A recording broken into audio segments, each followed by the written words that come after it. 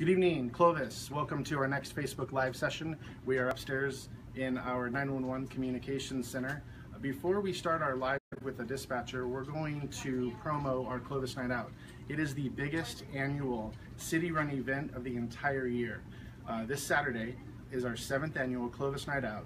It starts at 4 o'clock and it is at the same location that it's been for the last few years, which is at Sierra Meadows Park. It's at the intersection of Sierra and Temperance, which is right next door to the Miss Winkle's Pet Adoption Center. We'd love for you guys to come out. The reason that we're putting this on is because it is our version of National Night Out. Basically, we are celebrating the Clovis way of life. We're hoping to promote neighborhood communication, neighborhood safety, get neighbors together talking. We're going to have live music with Lady and the Tramps. We want you to bring a lounge chair or a lawn chair, bring a blanket, grab a piece of lawn. We're going to have over 100 local vendors selling food, boutiques, informational booths. There will be public displays from Clovis Unified School District. Our police department will have all of our fun call-out vehicles there for all the kids to drive, at least sit behind the wheel. There will be through bounce houses for the kids and everything else like that. So please, we really want you to join us this Saturday, the 23rd of September, starting at 4 o'clock. One of the best parts about it is it ends with a free fireworks show, and we would really like to give a shout out to Table Mountain Rancheria, who helped make that possible. So before we go over with our dispatchers and start answering all of your questions, we'd like to give you a quick little tour of our dispatch center. So what you're looking at right now is a typical dispatch console here in the Clovis Police Department. We moved in 2003, and all of the consoles are set up the same. So a dispatcher can sit anywhere they want. They organize their screens however they want. So on the left, you have a few of over 400 surveillance cameras that we have all over the city, which makes our dispatcher's job much easier. We can be dispatched to an intersection and we can see the damage of a collision. We can see disturbances in Old Town if we have any calls of that nature. Up on the top next to that one is two of our phone computers. We are able to answer 911 calls, non-emergency telephone calls, and we will get into those numbers in just a couple minutes. Also, in the middle screen that you're looking at right now, up top where it shows an aerial view, the map will automatically zoom into the location of a 911 call, whether it is GPSing your location with your cell phone or if it has your address from your landline. Next to that, up on the top right corner, is our dispatch radio monitor. We are able to communicate with all of the allied agencies in Fresno County. That is law enforcement, fire, and emergency medical services. Down on your middle three computers is what is called our CAD, which is our computer-aided dispatch. And again, every dispatcher is allowed to set up their monitors however works best for them, whatever makes them the quickest and most proficient. We can run people, we can run vehicles. When non-emergency or emergency calls come in, that is where we will enter the call in for service. All those cool little colors that you see down on the bottom right-hand part of your screen right now tells the dispatcher the actions of the officer. It gives them the call sign, the location. Different colors mean different things. So for the officers in yellow that you see right now, they are actually responding to a call. The officers in blue are already on scene. And then our dispatchers in pink or green are available for emergency traffic if needed. Lastly, on the far right, is we have our mapping for all of our officers. Our dispatchers can track all of our officers' vehicles to see who is the closest for a call for service, whether it's emergency or not, so we can have officers respond as quickly as possible. Also, if they're looking for backup, we can dispatch the quickest officer. And officers also have access to this information and technology in their vehicles as well. So right now, that concludes the tour of one of our consoles. We hope you've enjoyed that little portion of it. What we're going to do now is we're going to go back to this table. We're going to introduce you to two of our amazing 911 dispatchers, and we will start answering your questions. If I'm talking about stuff that you have questions about, or maybe you need some clarification, start typing in your questions now, right at the bottom of the screen, and we will get to those questions in just a couple minutes. While I take a seat, what we're going to do now is our lovely person behind the camera. Thank you so much for your help. we're going to introduce you to Stacy. Stacy, why don't you tell us a little bit about yourself? My name's Stacy. I've been a dispatcher for about 4.5 years. I started out in records and moved up to dispatching. I currently work day shift, but my favorite shift is Graves. And this is Christine. Hi, I'm Christine. Been with dispatch for about 5 years, and my current shift is weekday Graves. Awesome. So let's start out with the first question. Jason wants to know, and this is a pretty good question for those of you who don't know. He wants to know if our dispatchers are certified in CPR, or do we handle medical aid type calls? Christine, I'll give that one to you. We do not. We actually work with American Ambulance, and they have their own dispatch center. So when we get a medical call, we determine what the need is, and we'll transfer to medical and fire, and then they'll take over with CPR or medical issues. Awesome. Moses wants to know, and I'll have this question for Stacy. Do you know when our officers will have body cameras? We currently have officers that have body cameras, not all of them. I would say each shift has about 4 to 5 cameras per shift, and we are currently getting more, so every officer would be equipped with body cameras. That's awesome. Let's bring it over to a couple of our stats while we're waiting for some more questions. Remember, feel free to type in any of your questions below, and we will get to them just as soon as we can. If we don't happen to answer them, what we'd like you to do is just be patient with us. We can't answer all the questions, obviously, here on live Facebook because we only have an allotted amount of time. However, I promise you, your question will be answered in the next 24 hours or so. In the comments below, we can answer those in those comments if it's not here on the live session. Also, we want to thank you. Most of you are going to be watching after the fact, so even if you're not watching live, we really appreciate you joining us. There's been a lot of questions about how many how many calls for service that we answer, and we have some numbers from 2016. Christine, why don't you give us some numbers for 2016 as far as how many 911 calls we answered, and then on top of that, how many non-emergency calls that we answered last year? Our annual 911 calls answered last year was 37,332, and that's just 911. We also had 5,327 that were immediate hang-ups.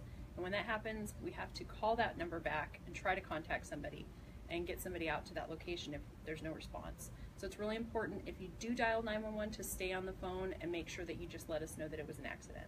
And is it true, even if you dial 911 and press send, even if it doesn't ring on their end, it's ringing on our end, yeah, right? It's still going to go through no matter what. Okay. It doesn't matter how quick you think you hung up, it's still going to go through, and we're going to have to call back. Okay. While we're on the topic of 911, and I know this is a sensitive subject, especially for parents with little kids, Stacy, I'm going to hand this over to you. What do you recommend for parents that are just letting their kids play with the cell phones? Because nowadays everyone wants to play with the phone, whether it's connected or not. Even if it has service, is it able to dial 911? If your cell phone, even if it doesn't have service and it's an old cell phone that you no longer want to use, if it has a battery in it, it can still call 911. So what happens with that is it comes over on our screen as a 911 call, and we're actually not able to see the exact location it's coming from. So we have a hard time calling it back and trying to figure out exactly where to send our officers and whether it's an emergency or not an emergency. So if you could, parents, please remove that battery so the kids can still have the phone, but it does not call 911, because that does take a lot of time from a dispatcher from other calls that they should be taking. Okay. Let's answer another question from a resident. Armando, his daughter, wants to know, talk a little bit about a quote-unquote crazy call that you've had, Christine. These are hard to remember because there's just so many. It's some of our funnest calls are, people chasing geese in the roadway, or animals stuck in trees that they need assistance with, or we've had snakes in people's houses, things like that. We've also had, vehicles that have been left unattended and rolling away, or it really? There's so many crazy ones you can't think off the top of your head every one that you've had. Okay, and you bring up some animal calls. A lot of people don't know that, at least in Clovis, Animal Services is a division of the police department. So that is why, especially after hours, you're calling Clovis Animal Services, and all of a sudden you get someone that answers Clovis Police Department. That's your reason. So say someone is calling regarding a barking dog, which is a pretty common call in Clovis. What is some information that you may need for the officer to do their job quickly.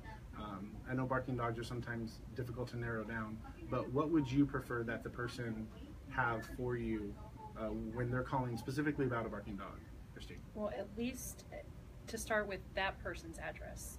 I know a lot of people want to remain anonymous, but if we don't have a good location to start from, it's really hard to pinpoint, like you said, where a dog is barking from. So if we have the caller's address, we can at least narrow down, how many houses away, is it behind you, is it next to you? But we prefer the actual address of the barking dog. I mean, if it's an ongoing issue and you're driving to work that day, get the address of the house that you think the dog belongs to. That way we can go out and make contact with the owner. Okay. Stacy, I'll give this one to you. Virgil wants to know, he has a couple questions about financial crimes. What are some of the questions, say someone calls in to report fraud on their checking account or ID theft, which is pretty prevalent nowadays. What are some of the questions that you'll be asking him for his information? So we first start out, if you're a victim at your home. So wherever your home is or where you reside. So if you reside in Clovis, then you would be calling us. If you reside in Fresno, then you would be calling Fresno PD. We need to know what kind of happened in the sense of, is it on your checking account? Is it on a bank account? Did they make fraudulent charges? Do you know the individual? Is there a suspect? A lot of them, unfortunately, people make false names and they go online and they create an account and there's false information. So we understand that sometimes that's frustrating for the victim, but we do like all that information, and if you could have the printouts or any information for an officer, so when he arrives, he can have all that information to include into his report. That's some really good info. Sergio wants to know, and I'm going to give this question to Christine. What's the difference between an emergency call and a non-emergency call? I know we talked about answering 911 versus our emergency lines, and there was that drastic difference, 38,000 911 calls to like it was 160,000 non-emergency calls. Right. What's a couple of the differences? An emergency call would be placed through 911, and that's going to be something that is happening right now, and there's life or death emergency. It's not a property crime, it's a life or death emergency. So when there's something going on, if you're seeing, something that's occurring ongoing, it's not occurring right now necessarily, or it's been 20 minutes since you saw a crime happen, you can call our non-emergency. We're still going to get officers out there. It's just we reserve 911 for something where there's impending danger to a human life.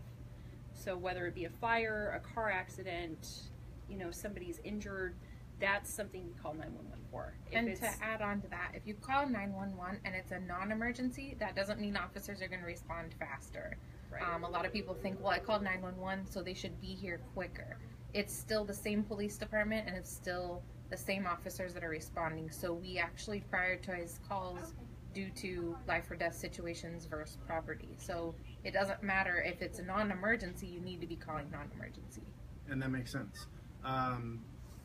Let's see, Dee has a great question that I'm going to ask Stacy.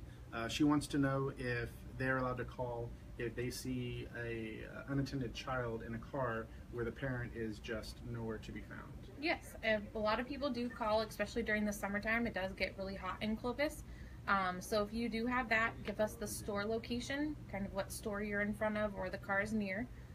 A good description of the vehicle, because remember, if it's in the Walmart parking lot, an officer is going to have to drive through the Walmart parking lot. At times at 5 o'clock, there's multiple cars out there.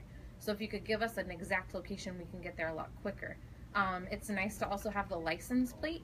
We can run that license plate and maybe try to find a phone number so we can contact that individual while the officer's also driving there, so we can get somebody out there quicker in case the child is in need of medical attention. Okay. And Christine, what about animals? What if animals are locked in the car? Can they do the same thing?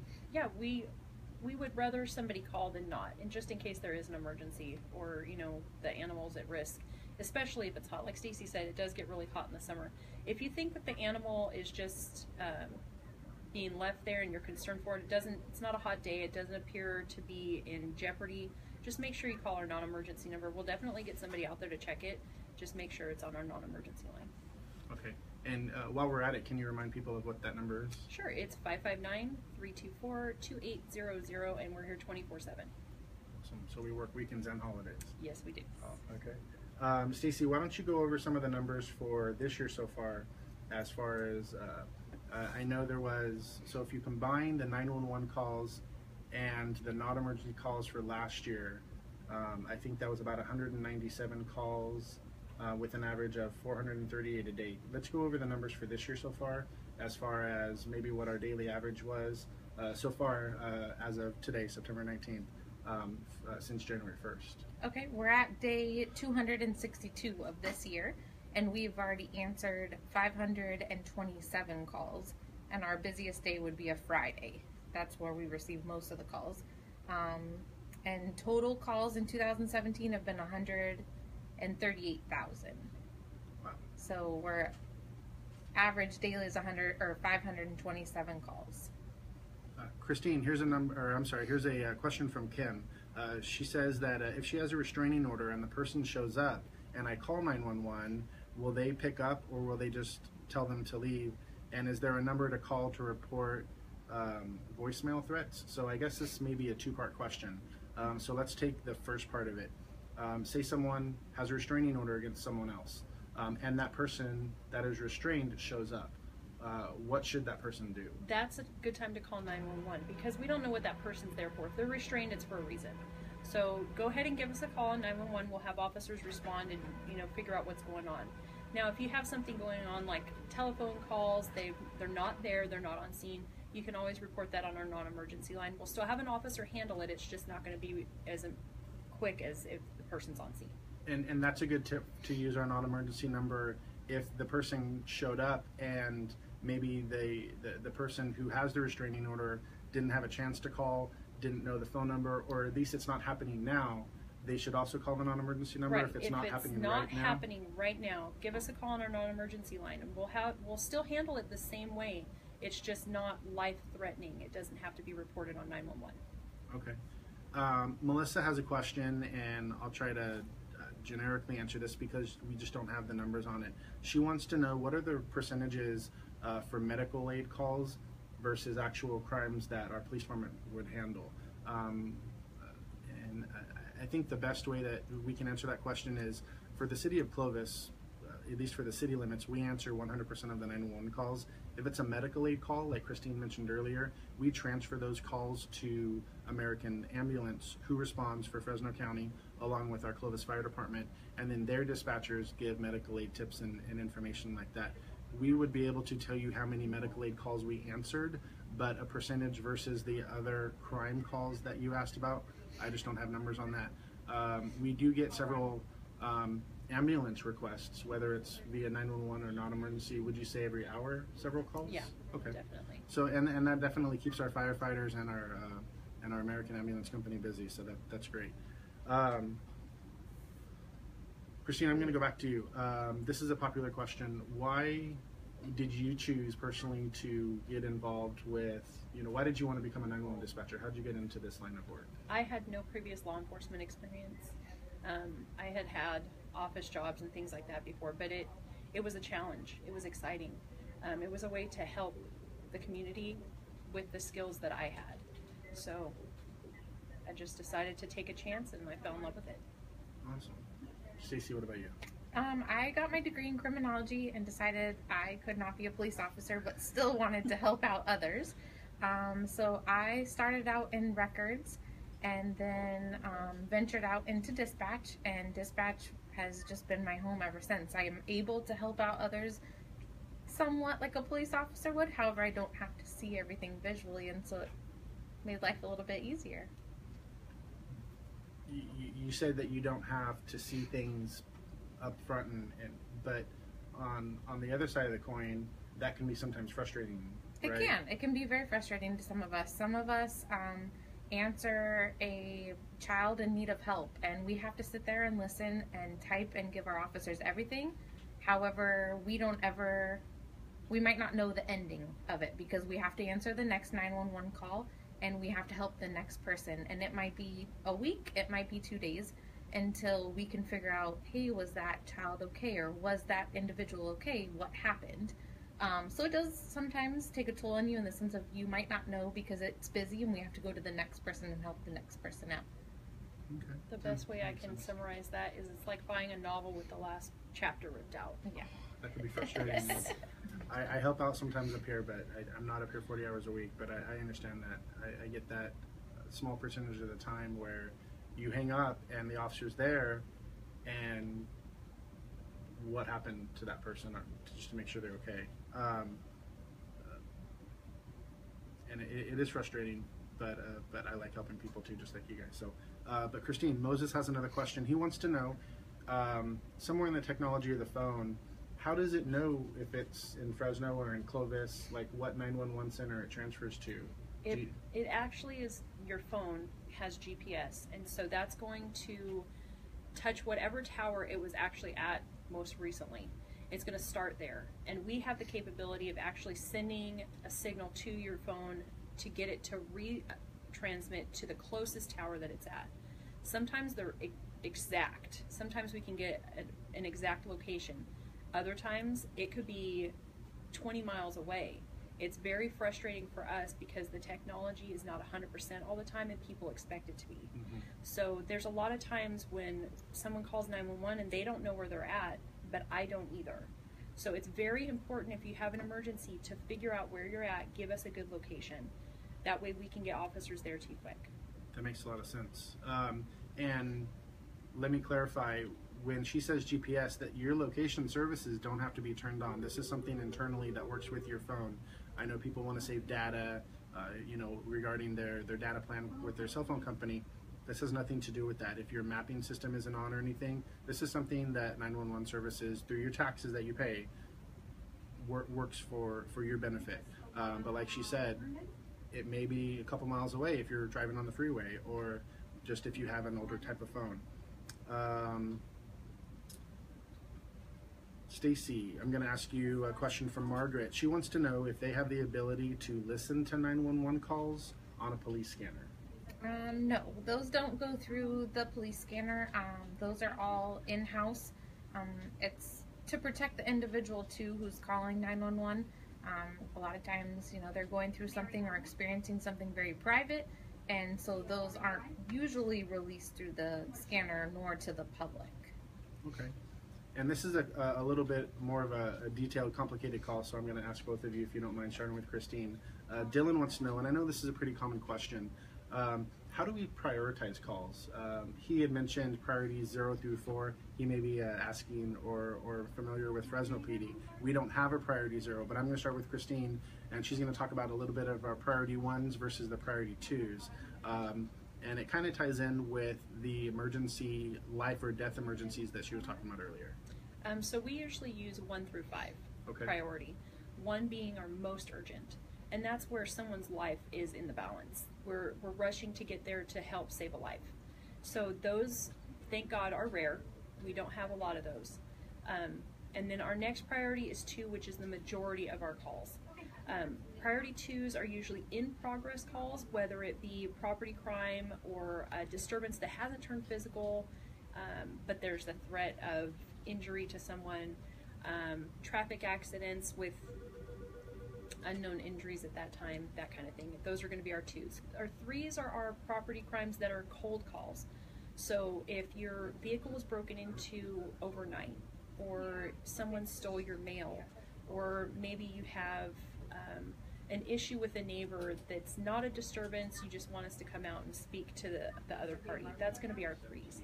Our 4s are going to be handled, those are usually our parking calls or municipal issues that are not emergent in any way. They're going to be handled that same day, but we reserve those for when there's not an emergency happening for our officers to handle. Okay. And 5, that's our lowest. That's usually an in-house call. That's just information that we're trying to share that the public's given us with officers. That could be anything from a traffic light is going to be out later, or we have information from another agency that they're going to be working in our area. Okay. And Stacy, correct me if I'm wrong, we have the ability to change the priority.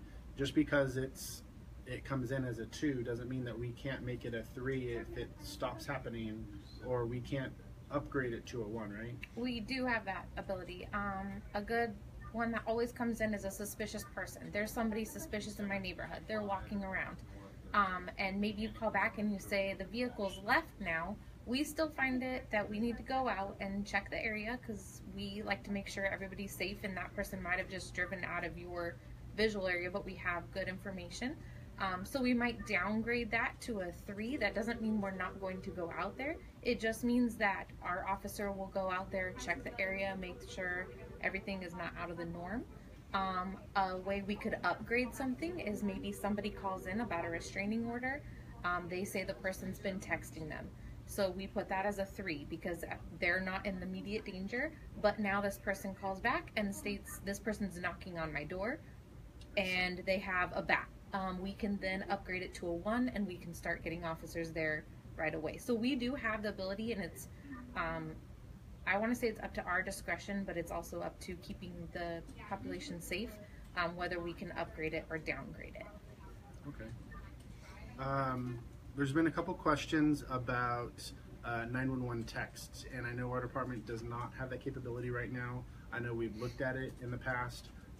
So for those of you who are asking about 911 texts or texting our department if and when you cannot make a phone call, right now, at least with the Clovis Police Department, your options are to contact us via a private message on social media.